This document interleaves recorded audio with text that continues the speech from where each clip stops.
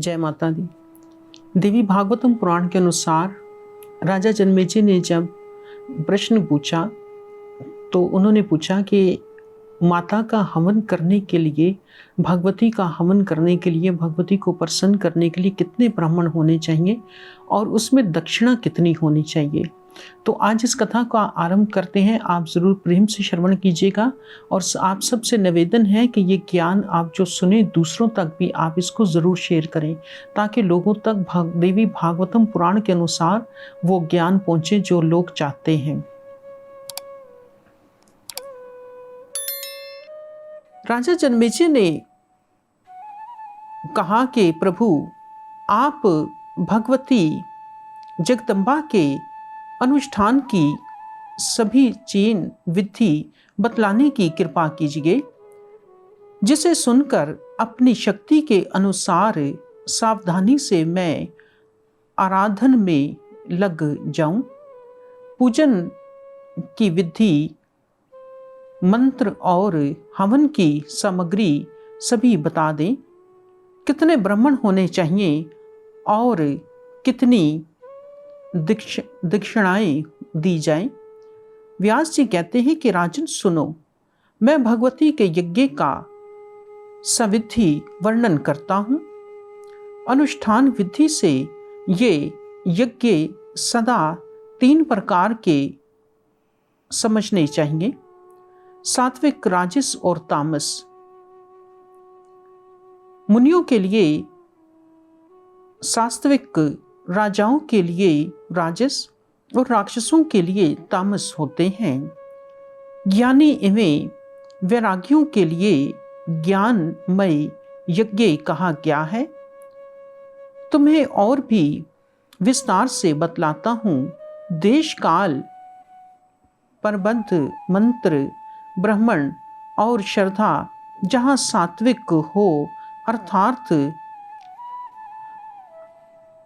कादी आदि पवित्र स्थान, उत्तरायण का समय न्याय से कमाया हुआ द्रव्य, वैदिक मंत्र, श्रोत्रिय ब्राह्मण और आस्तिक की श्रद्धा हो, उसे सात्विक यज्ञ कहते हैं। राजन, यदि द्रव्य शुद्ध, क्रिया शुद्ध और मंत्र शुद्धि से यज्ञ संपन्न हो तो पूर्ण फल प्राप्त होता है।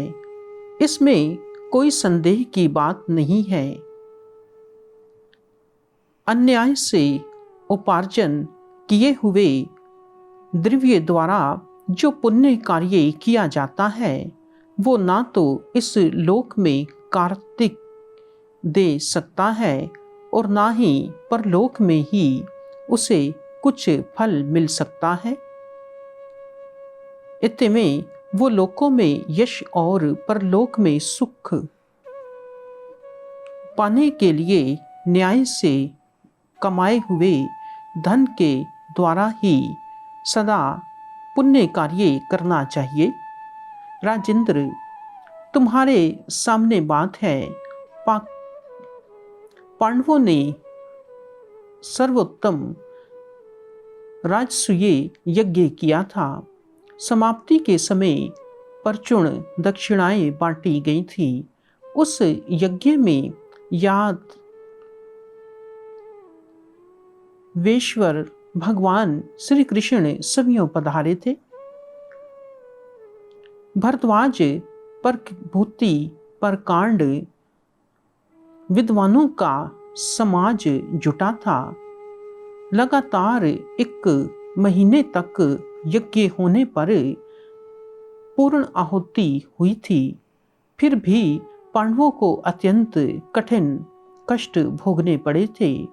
उन्होंने वनवास के दुख भोगे, पातरचली के विपत्ति झेलनी पड़ी।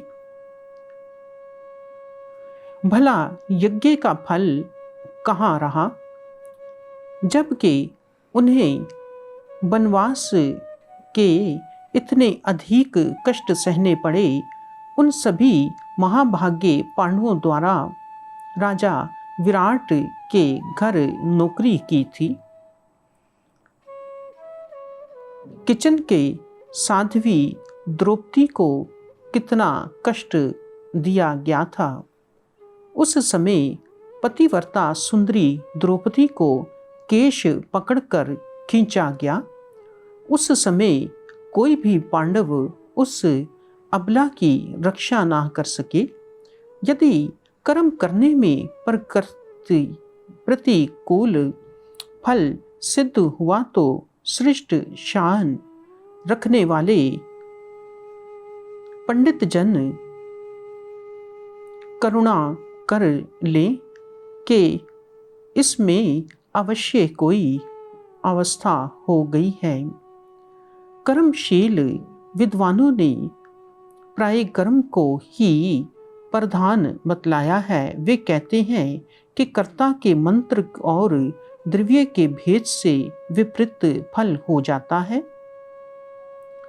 पूर्व समय की बात है कि इंद्र ने, सब बोलो दुर्गेश्वरी मात की जय।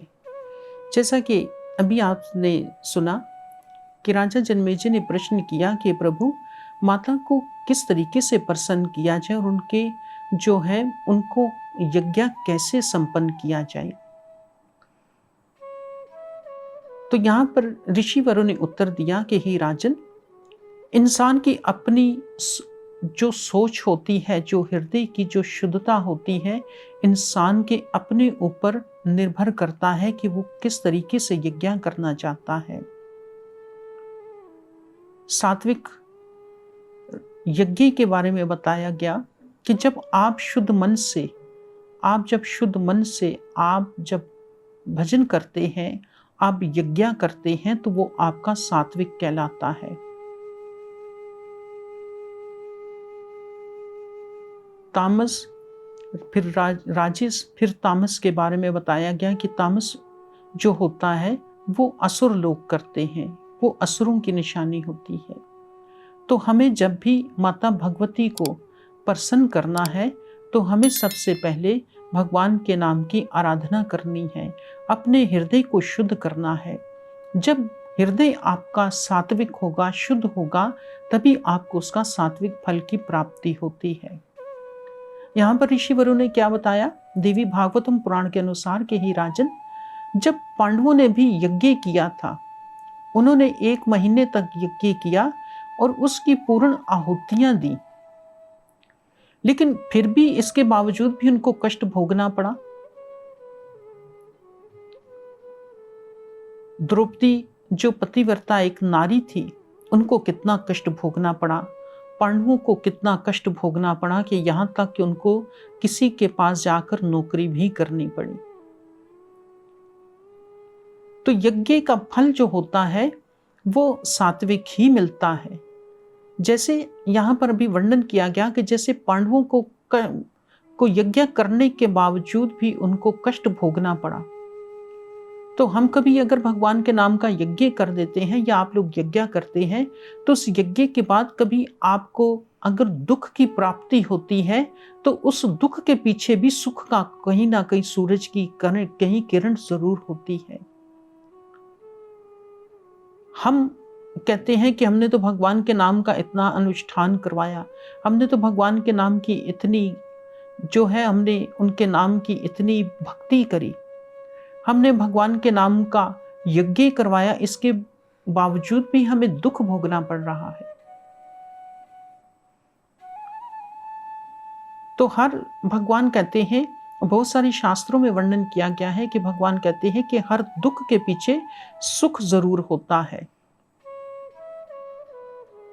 तो हमें इस बात के लिए हमेशा धैर्य रखना चाहिए कि जब सुख होता है तो उस सुख के बदले हमें भगवान से प्रार्थना करनी चाहिए कि भगवान, हे परमपिता परमात्मा, आप माता रानी के किसी भी नाम के, अगर आप उनके नाम की भक्ति करते हैं, पूजा करते हैं, तो उस पे आपकी श्रद्धा होनी चाहिए। जब आपकी श्रद्धा नहीं होगी तो वो कार्य कभी भी सफल नहीं हो सकता। इसलिए हमें इस बात पे ध्यान देना चाहिए।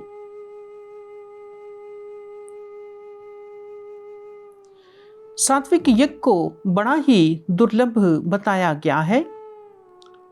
वानप्रस्था मुनि लोग ही इस यज्ञ को कर सकते हैं। राजन, जो तपस्या में तत्पर रहने वाले मुनि प्रतिदिन सात्विक भोजन करते हैं, जंगली पका हुआ फल जो उनके हितकारी हो वही ग्रहण करते हैं, खीर बनाकर मंत्र पूर्वक हवन करते हैं, यज्ञ में पशु बांधने के लिए खंभ नहीं रखते, अर्थात पशु बलि तो करते ही नहीं, श्रद्धा साथ अधिक करते हैं। ऐसे ही यज्ञों में परम सात्विक कहा गया है, जिसमें प्रचुर द्रव्य सर्वचर किया जाए। जो यज्ञ संस्कृत होने पर भी अक्षत्रियों के तथा वैश्यों के लिए तथा अभिमान पूर्वक संपन्न होने वाला यज्ञ शूद्रों के लिए बताए गए हैं। महात्माओं ने कहा है कि अभिमान बढ़ाने वाले कोप पूर्ण तामस यज्ञ दानवों के होते हैं। उनके नंदित यज्ञ में सर्वत्र ईर्ष्या भरी रहती है। जो सूक्ष्म पुरुष हैं तथा जगत से जिनका विराग हो गया है, उन महात्माओं के लिए मानसिक यज्ञ का विधान है। महात्माओं के यज्ञों में किसी साधन की कमी नहीं रहती। अन्य सभी यज्ञों में किसी न किसी साधन की कमी हो सकती है, क्योंकि द्रव्य, श्रद्धा, क्रिया, ब्राह्मण, देश और काल, इन सभी साधनों में यज्ञ पूर्ण होते हैं। सब बोलो दुर्गेश्वरी मात की जय। जैसा कि आपने फिर सुना कि आप जब यज्ञ कर रहे हैं, आप माता के नाम का यज्ञ कर रहे हैं, तो आपका मन भी सात्विक होना चाहिए। मन सात्विक के साथ साथ जब आपकी श्रद्धा सात्विक होती है, जब उसके अंदर आप किसी पशु की बलि नहीं चढ़ाते, तो वो आपका सात्विक यज्ञ कहलाया जाता है। सतोगुण, रजोगुण और तमोगुण के बारे में आपने श्रीमद् भागवत गीता में पढ़ा होगा कि जैसी इंसान की श्रद्धा होती है उसको वैसा ही फल मिलता है। अगर हम सात्विक यज्ञ करते हैं तो माता दुर्गेश्वरी हमें ईश्वर रूप में प्राप्त होती है। माता मुक्ति की दाता है, लेकिन हमने कभी माँ के आगे ये प्रार्थना ही नहीं करी कि हे माँ, आप हमें मृत्यु के बाद हमें मोक्ष की भी प्राप्ति करवाना। हम हमेशा परमात्मा के नाम की पूजा जो करते हैं, अपनी लालसा के लिए करते हैं। जब हम रजोगुण और तमोगुण के भाव में आकर जैसी हम तपस्या करते हैं, उसका वैसा ही फल पाते हैं। इसलिए देवी भागवतम पुराण में माता का जो यज्ञ बताया गया है, माता का जब आप हवन करते हैं, वो सात्विक होना चाहिए, मंत्र उच्चारण होने चाहिए। अगर आपका वो यज्ञ सात्विक नहीं है, तो आपकी पूजा का सात्विक का फल कभी भी आपको प्राप्त नहीं हो सकता।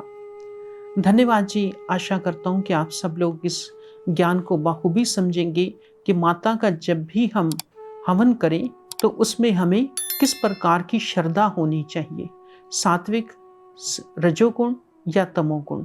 इसी के प्रभाव से हमें वैसा ही फल की प्राप्ति होती है। और आप सबसे निवेदन किया जाता है कि इस ज्ञान को दूसरे लोगों तक जरूर शेयर करें, ताकि दूसरे लोगों तक भी देवी भागवतम पुराण की कथा लोग इसको श्रवण कर सकें। जय माता दी।